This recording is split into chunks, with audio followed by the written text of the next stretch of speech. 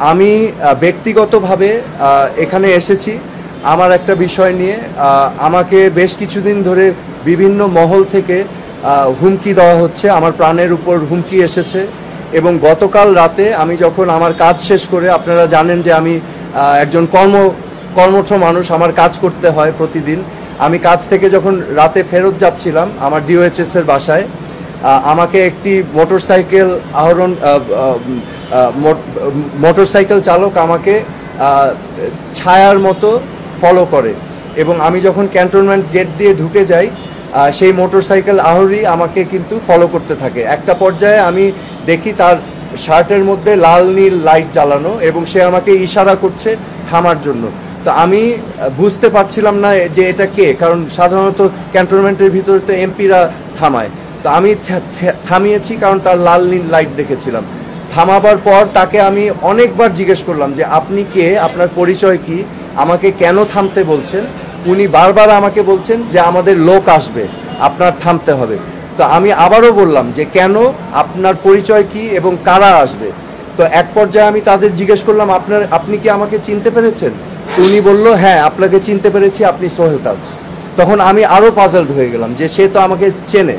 তো আবার জিজ্ঞেস করতে থাকলাম, এরকম অনেকবার জিজ্ঞেস করার পর আমি গাড়ি সাইড করে রেখেছি।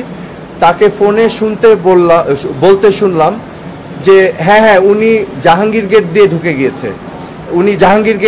গিয়েছে, আপনারা এখানে এই লোকেশনে আসেন। না জাহাঙ্গীর গেট দিয়ে ঢুকে গেছেন, উনি ক্যান্টনমেন্টে ঢুকেছেন। তো এরকম কয়েকবার বলার পর আমি তাকে আবার বারংবার জিজ্ঞেস করলাম পরিচয় কি, কেন আমাকে থামিয়েছেন। সে কোনো সদুত্তর দিল না।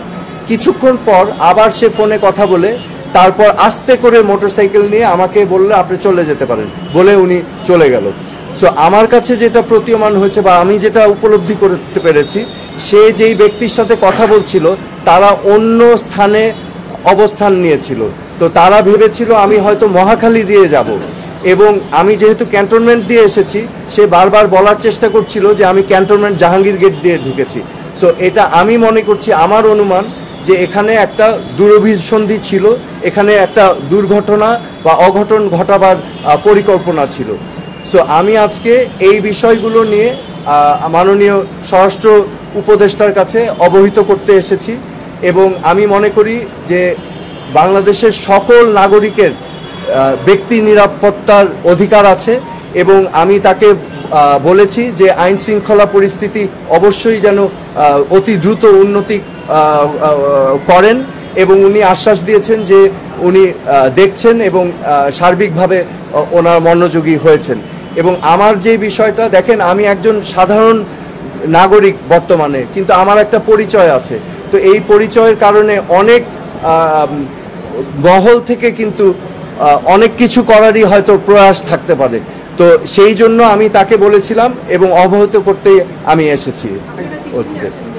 সেটা একটা ব্যক্তিগত বিষয়, সেটা আমি আলাপ করতে চাচ্ছি না।